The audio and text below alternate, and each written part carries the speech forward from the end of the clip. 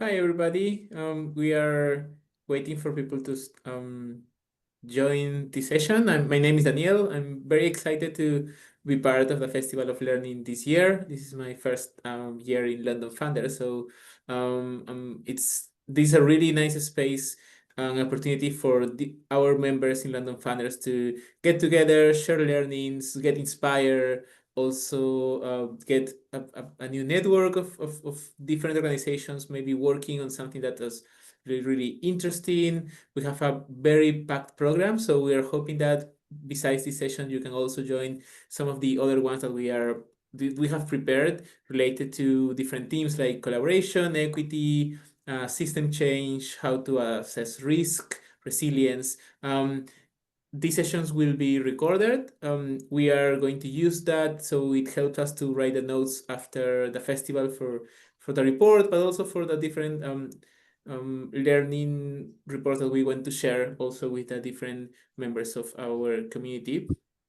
Feel free to share any of these on your social media, and please, if you have some questions, just add them to the chat. We'll have a Q&A space at the end of this session, so you can also interact and give some comments about what you'll be listening. In this case, I'm going to hand over to Gareth, who is going to start the session, and hope you can all enjoy it.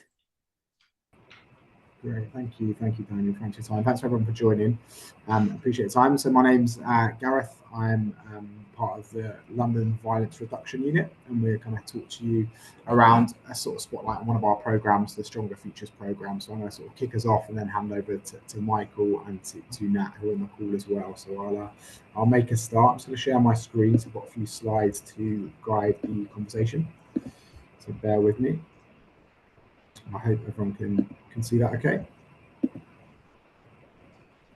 Okay, so in terms of background a little bit in terms of London Violence Reduction and who we are and our Stronger Futures programme.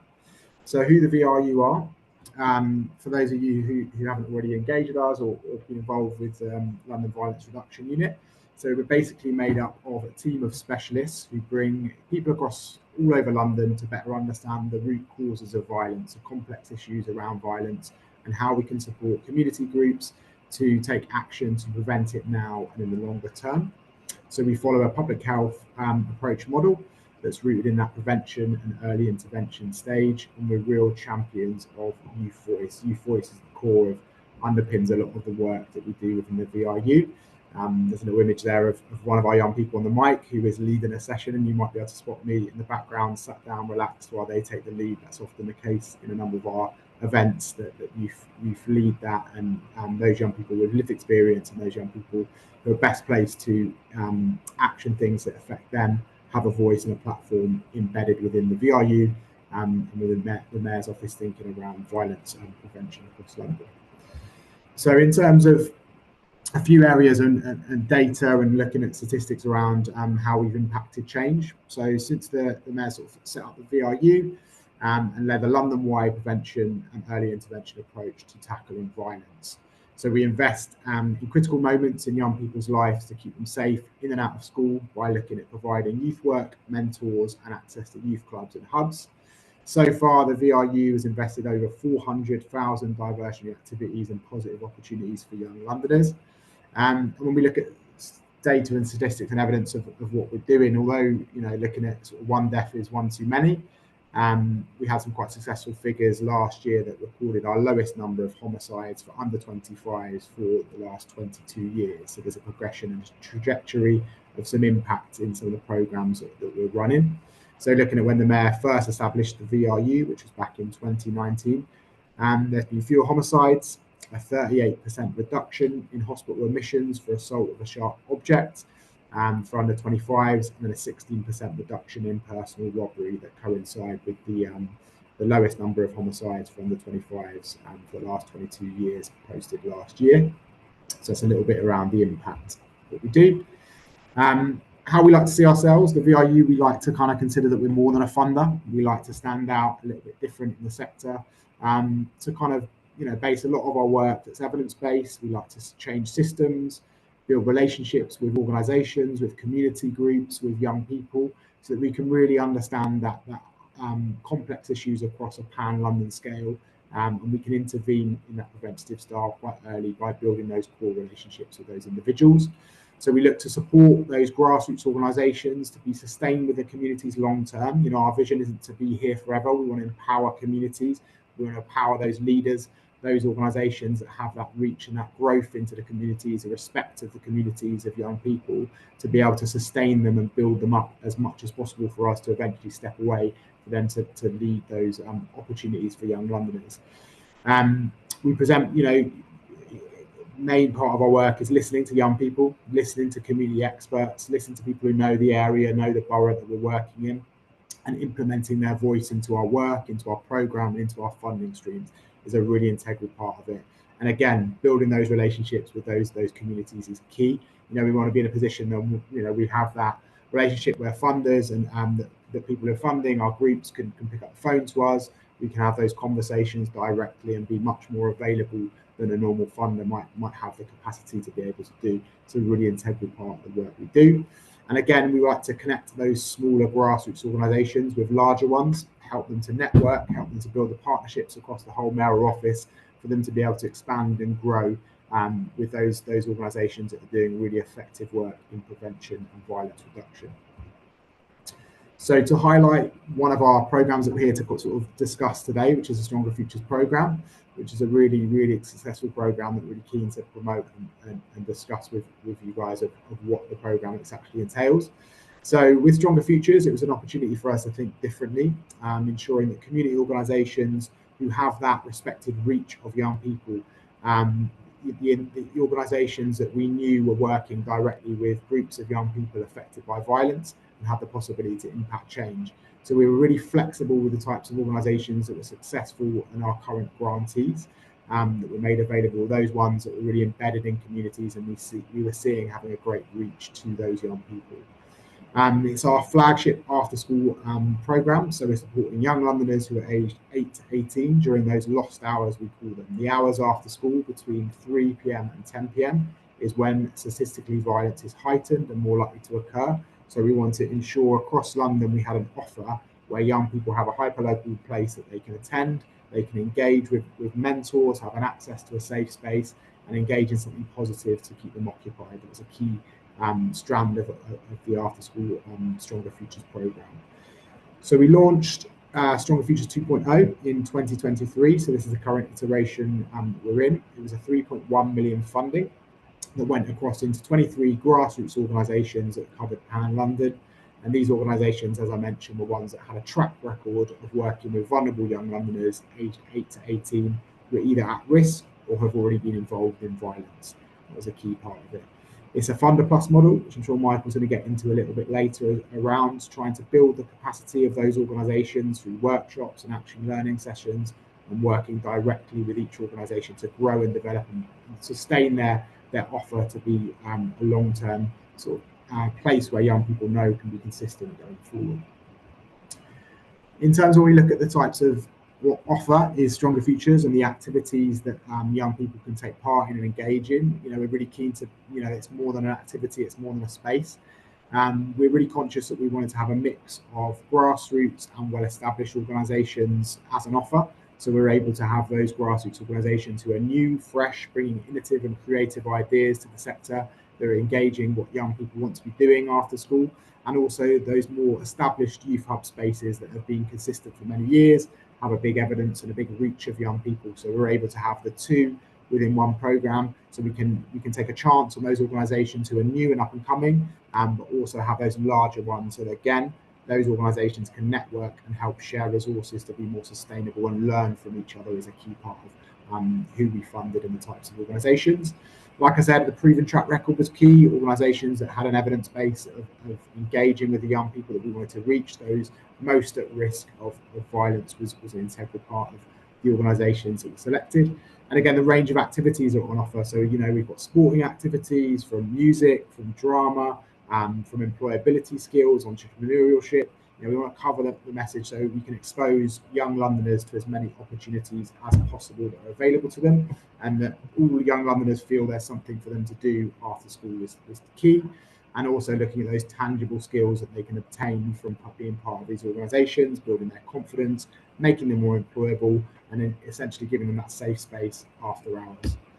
So some of our key partners who are on the call today. So we work with Rocket Science, who are our key grant management company during this process. Action for Race Equality, Renacy, who are evaluation partners, and then we have an in-house research evaluation team within the VRU who work really closely on how we assess how the programme is going. So in terms of when we think of what Stronger Futures is, I sort of leave you with this, is a key sort of 5 S's that we look at what the programme actually is for young people. We want to make sure that young people have somewhere to go. When we talk about somewhere to go, somewhere there's a safe space, a consistent space for them where they feel welcomed, irrespective of who they are. Something to do. When we talk about something to do, it's not just being left to their own devices in a youth club. It's about actually having an activity that is structured, that has an ethos to it, that is there and supported for them to do consistently. Someone to talk to, so being more than a football coach, being more than a music production engineer, it's about actually having trained professionals who understand the complex issues around violence reduction and how they can engage with young people at risk. And it's a safe space where they have that access to a trusted adult consistently as part of their programme. And then also something to aspire to be. So again, thinking really, really forward thinking around young people being employable and how can we support them and process them further outside of an after school activity. How can we expose them to further opportunities is a really key part of the programme. And then something that's quite new that will be embedded into Stronger Futures going forward is something to eat. So having that wraparound consistency, especially after school and during holiday periods, where young people with food insecurity know there's going to be food provided that's nutritious, that's healthy, is going to be a key part of the programme going forward. So that is, I'll stop sharing my screen. So it's a little bit of a snapshot into the VRU and Stronger Futures Programme. So I'm going to pass over to Michael to give a bit more detail as well. Great, thank you. Great, thanks. Okay, hopefully you can hear me. So the slides should be showing on the screen. So the first thing really is just to sort of explain a little bit more about Rocket Science and who we are, because not everybody has heard of us and we don't make rockets. I think we can see your slides. We're just seeing your notes right now. So you can see my slides? No. You can't? Unless, oh, no, sorry. Okay, let's have a look. Let's have a look. Let's have a look. Something's not quite. Okay. How about now? Is that working? Yes, now we can see the slides. Perfect. Okay, that's better. Cool. Okay. Yeah, so yeah, just to sort of explain a bit about Rocket Science and who we are. So in terms of our sort of mission, we're a business with a social purpose. We work across the UK to tackle inequalities. And really, this is why we're really interested in working with alongside with the VRU, particularly with the Stronger Futures Programme, because it's also sort of resonating and quite close to our hearts because of the inequalities and because this is about early stage interventions and providing young Londoners with future aspirations. Equally, it's a bit like gold dust, as Gareth was saying. When you start thinking about Funder Plus, then it's tapping into other blended investments as well beyond just the money. So that's equally, what we're trying to do is to help organisations to be more resilient and stronger. And by doing that, it's a vital part that we're, helping to shift, them to be more sustainable and therefore, they're here for sort of many years to come and, can continue to do the great work that they do. So that, that's in essence what we do. In terms of how we do it, there are 2 elements to our work. We call it a fund advisory and management services offer at the moment. And what it's doing is combining both our consultancy and grants offers together. So for funders, it's about designing and developing funding and investment strategies. It's about sort of co-designing, delivering, reviewing grant programs, and then moving into learning and evaluation. But equally, along with the Funder Plus with charities, it's about, you know, the evaluation work, peer research. It's about bringing communities of learning together, and also training, really about trying to, you know, not allow them to be over reliant on us, but allow the organisations to be to use their own resources and to be self-sufficient and exist as well. So it's about developing their teams and about them being stronger for the future. You know, and our commitment really is about making sure those investments, you know, last longer than just the grants. It's about, you know, helping the benefits of, you know, deepen into the communities, and for that support to last longer. So the sort of beginning, I suppose, the journey we were on with the VRU, and I remember the very first meeting I had, and it was with a guy called Darwin Bernardo, actually, and they had a few sheets of paper, and he basically just ripped them up. As soon as we sat down, he ripped them up. We was like, well, you know, what's going on here? It's really weird. Not really had this before. And the idea is that he was saying, look, we want to rip up and just start again. We don't want to do the traditional grant making. We want to do something new, bolder, and move away, and, you know, from the usual processes and do something different. So, you know, that was quite a, you know, a nice sort of breath of fresh air. Is a, you know, a nice feeling to hear. And I think from the outset, knowing that testing ideas is not a failure, it's sort of testing is what we all need to do as funders and as grant management companies, and to try and work with organisations and be bolder in the decisions that are being made. Because if we sort of just stick to doing traditional grant making, you know, it's very process driven, it's very paper driven, and you know, it's not really the way things are going. So it's about how we can try and adapt and do things. And actually, if it doesn't work, we're all learning. You know, we're all on this journey. So it's clear from the outset that, you know, the traditional grant making was something to change, and also about building those relationships. It's about deepening those relationships into the communities, not working with the usual larger organisations, but these sort of grassroots, unknown organisations that have got great models, but just haven't really risen above the radar for many funders. And also to commit for 2 years, because, I mean, ideally 3 to 5 years is brilliant, but, you know, 1 year just isn't enough. So a 2-year commitment was enough for us to sort of say, look, you know, this really gives enough time to really help organisations to move on and do something a bit more bolder, and something different.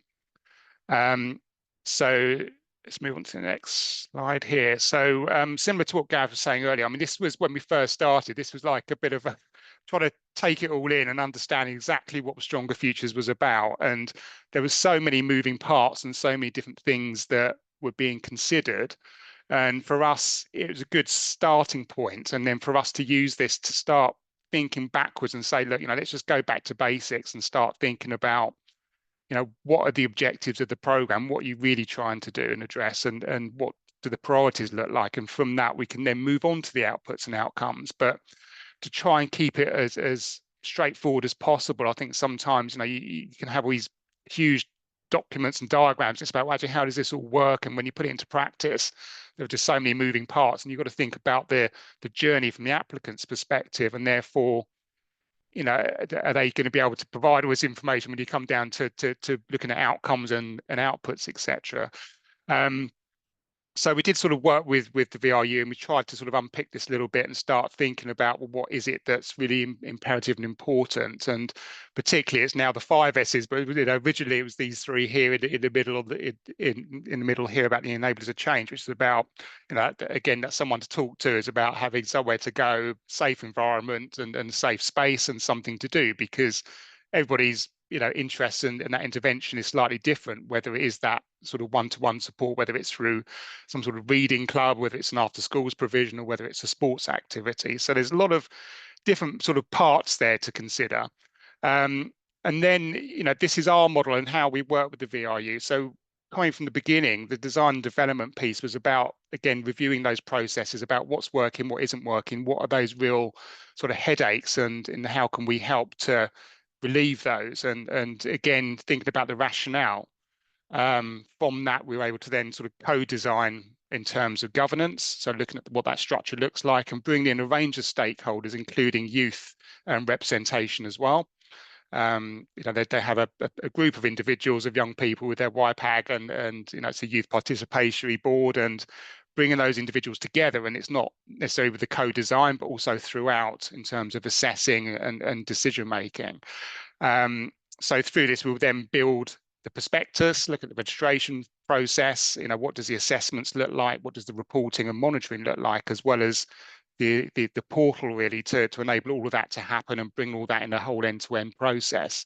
As we start moving into the application and assessment points, we're then looking at how we can help pre-application, so working with inquiries, working with potential applicants that just want to have a conversation sometimes and just say, look, we're thinking of this particular project. What do you think? And we can't necessarily guide them too much in case it's not supported, but it's about trying to give them that support and advice, and whether that's face-to-face, virtual, even through like telephone, emails, etc. We're happy to do that. And we did that also along with market warming exercises. We sort of had some outreach, and that's where Action for Race Equality came in, because they have that sort of additional layer of reaching into communities, particularly with minoritized groups, and to be able to sort of be seen as a trusted organisation and as a referral network. So they're able to sort of share the message of this programme a lot deeper than we probably would have done on our own. And through this process, it's about the eligibility, looking at the registration process, and then how do we assess applications. And what we did was move away from applications and start thinking about discussion. So we were quite deliberate in testing an idea. I'll talk a bit more about it later, but it was about moving away from the usual process and to say, look, we can get a registration that brings in a bit of information and a bit of an idea of what a project would look like, and from that we should have enough to be able to review and to shortlist it a bit further down, and by shortlisting we could then move to a discussion. And for the discussion, we provided about 6 or 7 questions to each of the organisations. We asked them to go away for about a week and have a think about how they wanted to deal with those particular questions. And it was about sort of digging a bit deeper into the application, into the organisation, and what it enabled them to do was come back with 1 or 2 people. They could select their own time and dates that they wanted to undertake. And during that, it was actually the interview, but we didn't call it that. It was a discussion. We didn't want to set people up to fail. And we didn't want them to, do something fancy on PowerPoint. It's really just talking to them to sort of say, look, what you're doing, it's really trying to understand, are they a trusted organisation? And I think within a couple of minutes of talking to organisations, you can understand very quickly whether they are or not. Challenge with paper is that, you get organisations that are really quite well established. They've got comms teams and they can make anything sound brilliant. But, trying to talk to them, I think, just brings out those sort of rough diamonds as well, and gives, breaks barriers, and to also have a face to who's making decisions. So as they were answering questions, the panel was sitting there and they would basically be scoring. So that enabled us to then have our sort of final listing and agree what does that final decision-making portfolio look like. And then from there, we could then move into the mobilisation space of organisations starting to set up and deliver their programmes. It enabled us to sort of have welcome meetings, inductions with the organisations to talk further about VRU, to talk about the programme, and to then talk about the next steps. What were the expectations, what was going to happen, and through that we could then help with monitoring, understanding what that all looks like, and drafting agreements and details of what payment structures were. And as Kara said, we weren't deliberate on leading and having to say, look, this is how it's going to work. We were listening. So organisations were telling us, this is our budget, this is what we want to work to, and this would help us with our cash flow. Then that is what we would use to then start processing those payments and start looking at the cycle of those payments, because we didn't want organisations to worry about cash flow. We wanted them to really be focused on the work at hand, and for us to help if needed. If there were any challenges, they could come to us, and we would then still consider whether we could actually front load a bit more money. So it's about having that honest sort of discussion, moving to relational relationships, and then moving through that process into how that then equates into the dashboards. And sometimes it's not about the numbers, it's about just telling the story through the end bit here, learning. So we're always learning, we always learn. And RENACE are the evaluators with this programme. So we're not evaluating, but we are learning. We're working with the VRU, with other partners in RENACE. And the Funder Plus model is about bringing in additionality. So on the right here, we sort of put down some of these modules that we work with to bring that all together. So we start with an organisational strengths review. It's a tool that we have for free, and it enables organisations to plot themselves, highlight their strengths and weaknesses. From that, we can then decide, well, what are the common themes coming through? And with ARE, we can then work with them to understand, what does that training package look like for the next 6 months? What we didn't want to do is be deliberate and say, this is what you're getting. It's about listening and providing what's needed. I mean, obviously, there are things that stand out all the time, such as social media, fundraising, etc. But we bring all that together. We're looking at organisational support. We're looking at bringing in training through community groups. So it's not just, an organisation like ourselves or ARE talking and explaining. It's about bringing in the experts that have been through it, and they could then sort of talk about their experience and why it's a benefit and how it works. There's also one-to-one support. So through that, it's more like consultancy. So we can have 3 days a year with each organisation, and it enables them to focus on the priorities at hand and enable them to be more resilient and move forward. Communities of learning we brought in. We found that from the first phase of work, there was an ask to have a system that would bring all this together. And the communities of learning is basically a hub to allow organisations to grantees to basically log in, and it's a bit like a Facebook type sort of screen really. It enables them to come in and collaborate and talk to others, and it's not something that has to be facilitated by us or the VRU. It's something they can own themselves, and by doing that, it means that they can then connect. They can talk about particular issues or ideas they have or challenges, or perhaps it could even be about a report or perhaps an event that's coming up, or someone saying, actually, I want some training on this. Does anybody know where I can go? And they could perhaps, then just refer people across. So it's about cultivating and enabling those connections to happen without the intervention of the funder or ourselves, and enabling that to just take place.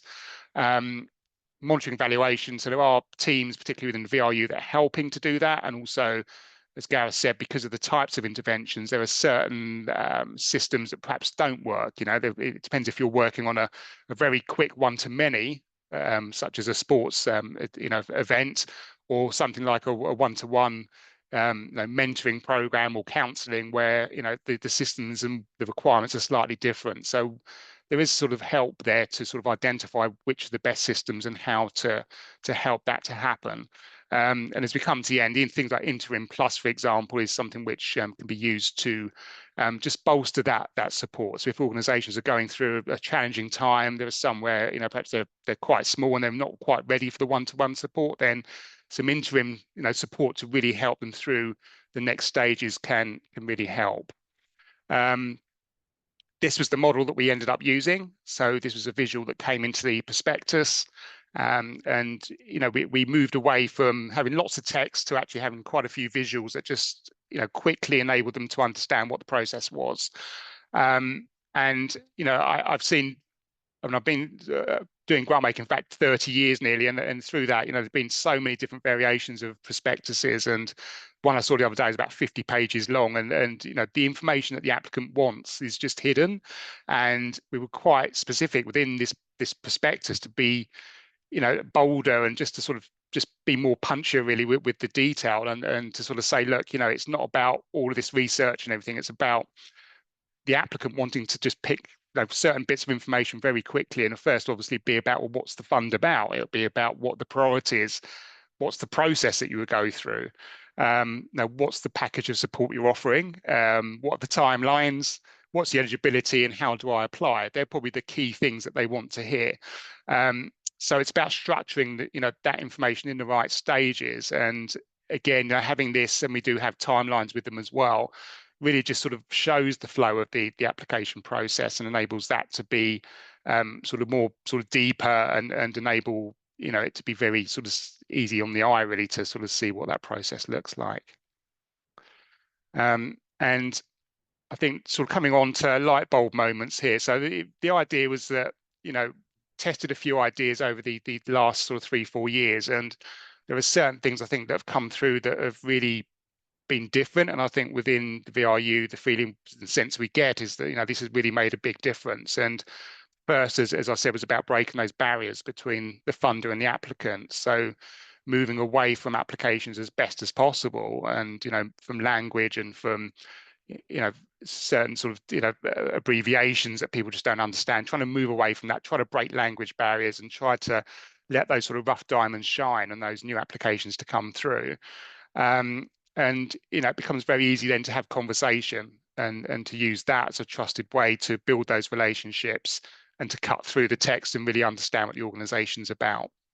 The trusted organizations as well, knowing that they are good at what they do and they know what they're doing. So the idea is that they should be just telling us this is what we want to do with the money, and this is what the VRU did. They sort of said, look, we're not going to be specific, really. We've given you a bit of a criteria around the age groups and what we want to do, but the rest of it's up to you. And it then allows them to come forward and say, this is what we want to do, this is how much it's going to cost, and gives you the idea to say, actually, yes, we want to work with you or not. And we don't want them to jump through all these different hoops of, you've got to do X, Y, and Z when it's taking them away from what they're really good at. The idea is to enable them to do that, and that's what they do well. The relational relationships is about that listening, being a learning partner, helping them through things. And by doing that, you get a lot of insight, a lot of information, which can then steer the next iteration of the program or even the future of perhaps strategy or policy. So there's a lot of information that's coming through from these organizations, and that's like amazing. That's what we should be hearing. And the last bit here is more about that enabler to help organizations to move on. As Gareth said, the VRU is not going to be there forever. They won't be funding these organizations forever. It's about giving them the tools and the blocks and the information and the funding they need to be able to step up, to do things better, to be more resilient, more efficient, and then to move on and be more sustainable. So that's really what the program's about. And I'll do sort of just one more last slide, and then I'll shut up. So this last one here we go, about just general learning, and some of this is a bit similar to what I said before. So the probably 4 key areas here is, first is about the grantees being the experts, and as I said, we should be taking risks as funders, should be bolder, we should be working alongside organizations and helping them to evolve and be sort of develop, listening, develop, and using that to really inform where you go next as a funder. There's some great stuff going on. Coffee Afrique is one organisation that's funded, and they've just come out of a report on radical systems change research in Tower Hamlets, and that's sort of looking at systemic and structural factors across young Black and Asian boys. And it's a really good, insightful report that they've produced. And equally, you'll hear from Nat from Safety Box, and Safety Box are so in social media, and he's on the news. That's on the news all the time, and I'm quite jealous. He had like an invite to see Idris Elba this morning, and it's again just opening that space about being ambassadors really for the cause. It's not about the program all the time. It's about how they're moving on and building and nurturing relationships and doing things differently. And then the networking is about sort of building that community of practice, that shared learning.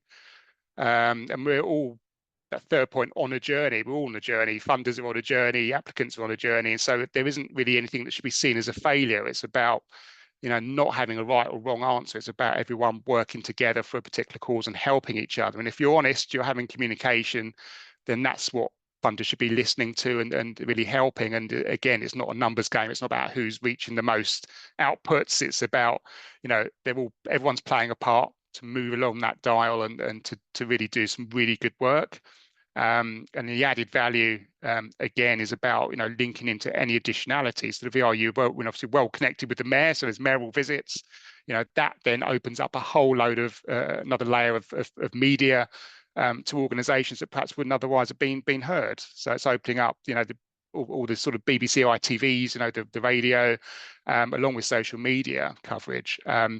And by doing that, by building in additional applications such as Skills Builder and Local Trust, there are other tools that we all have available that we can then start sharing with the groups. It's about giving them that accessibility and really helping them. It's a real partnership approach, and that's it really. I think that's probably about as far as I would go. But it's just been a really interesting program. I'll just then sort of pass over to Nat as a grantee to talk a bit more about his experience.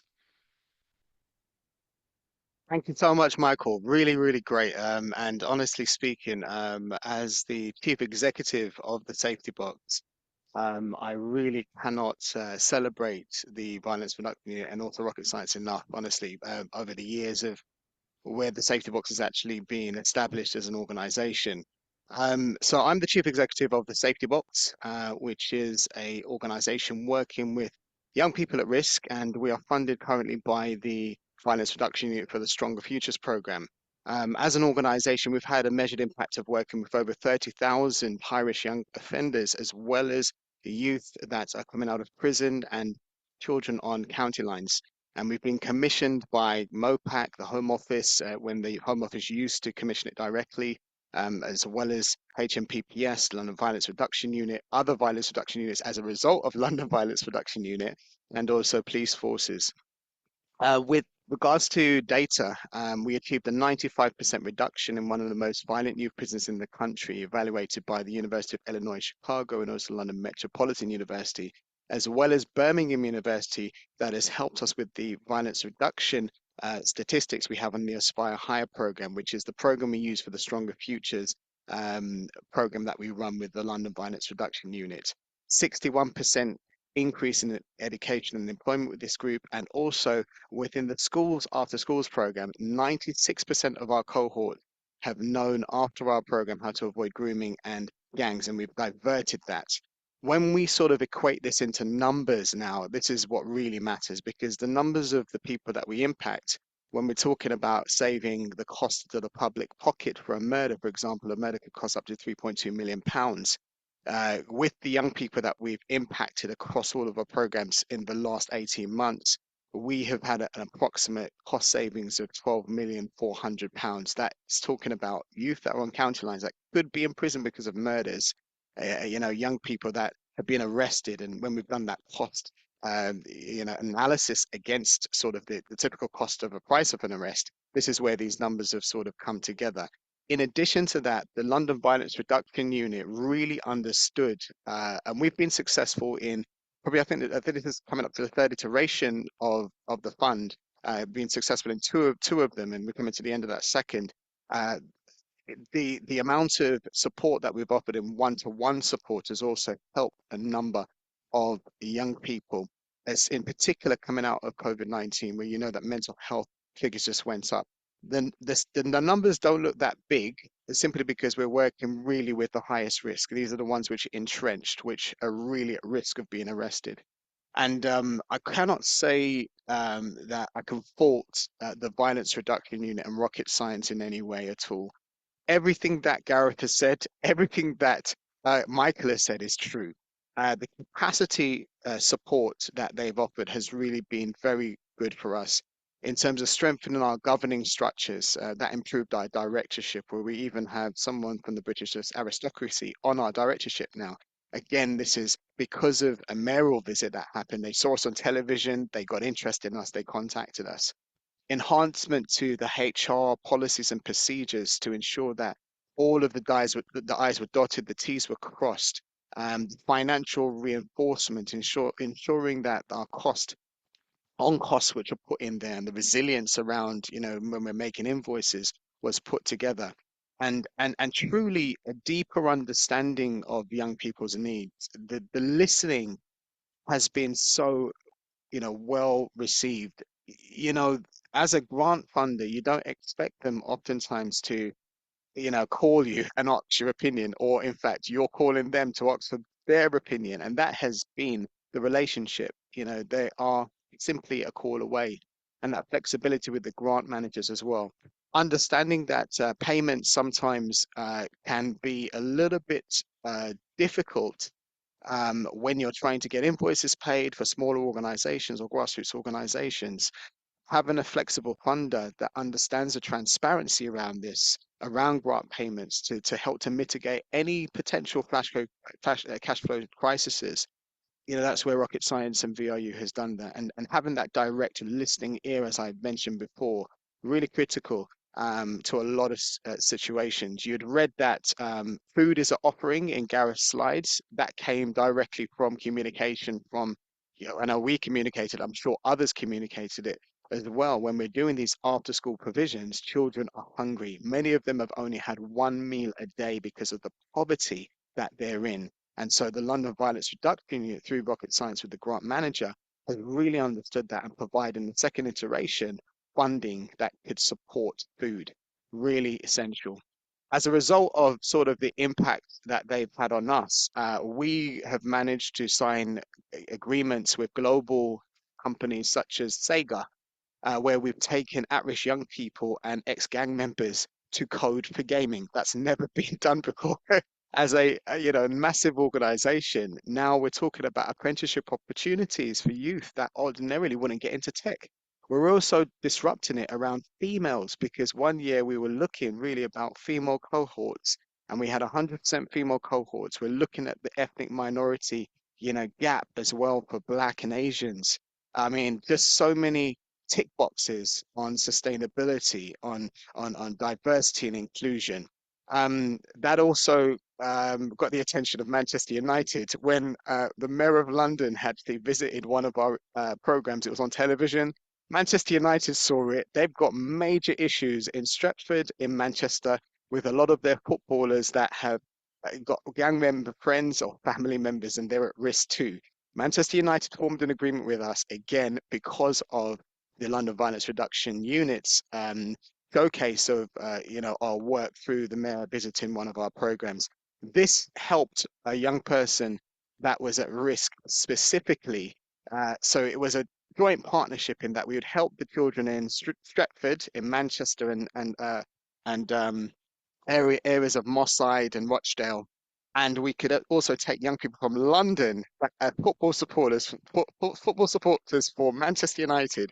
And how close can you get to a game as that, where that young person is actually standing on a live, just on the barrier of a live pitch? I mean, this is the partnership that we're talking about. Again, the credibility given directly from the mayor's office. Michael kind of gave an indication of this as well, but we've had lots of media exposure with that since the London Violence Reduction Unit has been, involved in us. We've appeared over 30 times across radio, print, national television as well, and featured in national press. The most recent one was for the Independent newspaper. In fact, the Independent said to us they wanted to give us free funding of advertising for a year as a Black founded organization. I've sort of come to the end of this because I know I've got a short time. I want to leave enough time for questions, but I'm going to play a short video of one of the young people that did the Aspire Higher program. And this was the after school provision that was run directly through the Stronger Futures Programme after school provisions. And I'll just play this for you now. Hopefully you can hear it.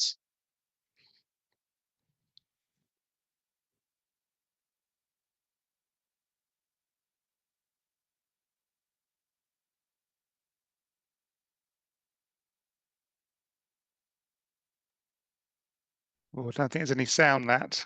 You're not hearing the sound? Let me try again. I'm going to try one more time and see if it shares the sound. Sorry about that.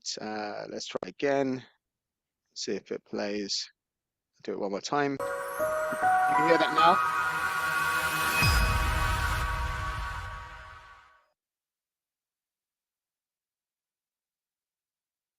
The Aspire Higher program really gave me some encouragement in life, and it made me achieve loads of stuff in school and outside of school. I think it really helped me with my academic and my mental learning, even learning at home and stuff, and I really enjoyed it.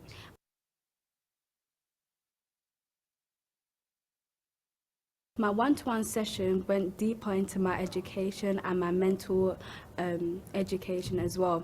I really think that it helped me with loads of outside of stuff and things that I can do towards my dream and my career.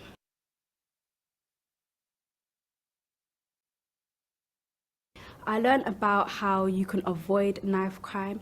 You can call someone to help you, or you can just not be where you are, know who you're talking to, and just try to get away from that situation as much as possible.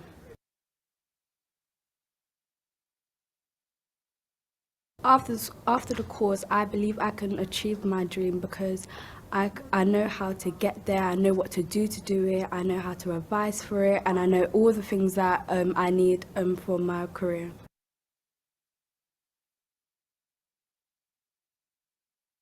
I think this course should be in other schools because it could help loads of people and get people away from knife crime and street crime and stuff, and it could help loads of people. Yeah, so that's just sort of an example of a young girl that was at risk. And again, it's not just boys that are at risk, it is girls as well.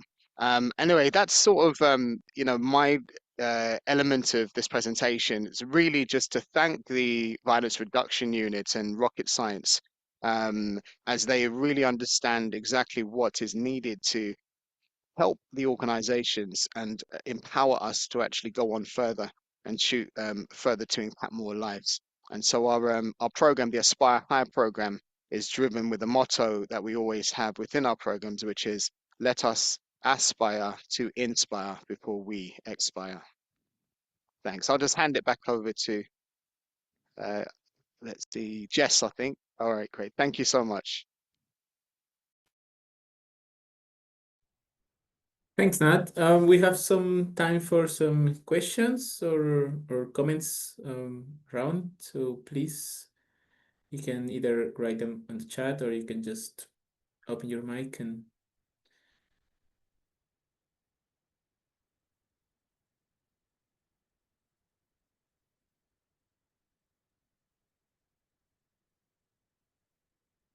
I will maybe start by asking a question. You Gareth, you were mentioning this approach of system change, and it's been mentioned on also the presentation of Michael and Nat, and that's also one of the topics of the Festival of Learning this year. So I want to know if you can go a little bit deeper on how you're approaching this as a collaboration of different stakeholders present on this idea. So I think a lot of that will stem from us having that real understanding and reach into the community through using young people's voice, telling us where they like to go, what they're accessing, where they feel safe. They're identifying to us the organisations we need to be supporting, those young people who are truly affected by violence. It's very important to not always, as I think Michael was kind of alluding to, those large organisations who can put together amazing bid writing processes and pass an interview, and it's really important that we don't clog up the system to stop grassroots organisations that are embedded and respected in communities accessing government funding to do the work around that we really require to do. That's essential. So a lot of our work is like I said, youth-led. They're telling us where in the communities they live that they know best, where they feel safe, where they feel listened to, and we need to ensure that that's implemented into our systems. So really ensuring that we can kind of battle against that, working with the red tape that's often involved around financing certain organisations, having a real structured approach where we push back and we encourage and promote up those community-led organisations that are actually making real critical change to, as Nat's alluded to kind of help them to grow, help them to be more sustained longer term, because that otherwise we clog up a system, and money always goes the same direction, and it might always be changing. So we need to be moving fast. Young people's needs change very quickly, so we need to be able to adapt to that process. So that's an integral part of our thinking around system change. Yeah, I think in addition to that, I'll probably just add as well to what Gareth said, is that through the first version, it was supporting 10 to 18-year-olds, and what we were hearing and what the VRU were hearing, particularly through Safety Box and other grantees such as Edmonton Community Partnership, was about it's missing out an age group which is more about the 8-9-year-olds, and certainly for round 2, when we sort of brought in the second version, that's what happened. It's very quick that was heard, and the age bracket was then dropped to be 8 to 18-year-olds. So there's a lot of changes that are happening, and it sort of shows that as a funder, the VRU are listening. They are constantly listening, and you can't do everything, but certainly they've been trying to adapt and think about what next, and what's happening and where are the gaps, to help with the future development.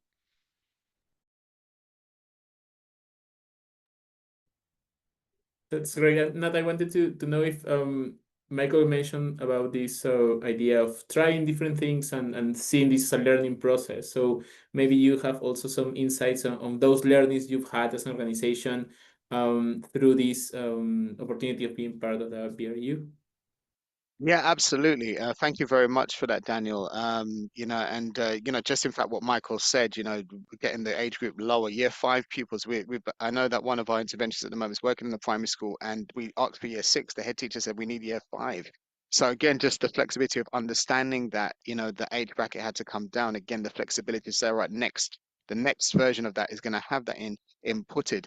In terms of sort of the consultancy support, one thing that we were doing is we were underselling ourselves in order to get it over the line. And what I mean getting it over the line, if you've got a sort of contract that you're looking at and you've been knocked back because the cost benefit you haven't seen that cost benefit and that side, and it's been knocked down, you've placed second as opposed to first on the bid, knocking it down. But then actually, no, when we got the support around finances, that was stripped apart. They said, look, value exactly what you do, but let's change the way you communicate it. And that helped then us in terms of getting that cost on cost and the extra bits that we needed to ensure the continuity.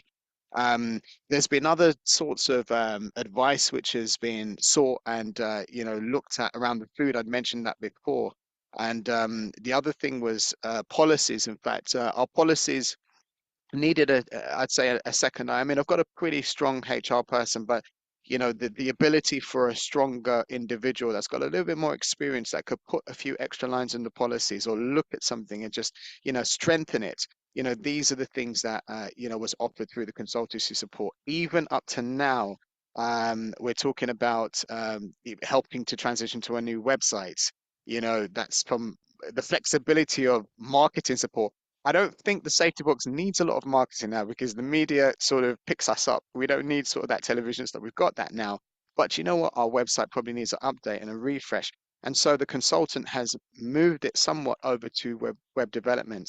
In addition to that, there is also the understanding that we want to move to transition from CIC over into full-blown charity. And that support has also come again through consultancy support, whereby this can be offered to help with bid writing to support my own bid writer, and that takes some of the pressure off as well. So these are real tangible ways in which the capacity building has helped the safety box. And through the VRU, we have managed to get contracts outside of London as a result of being funded by London.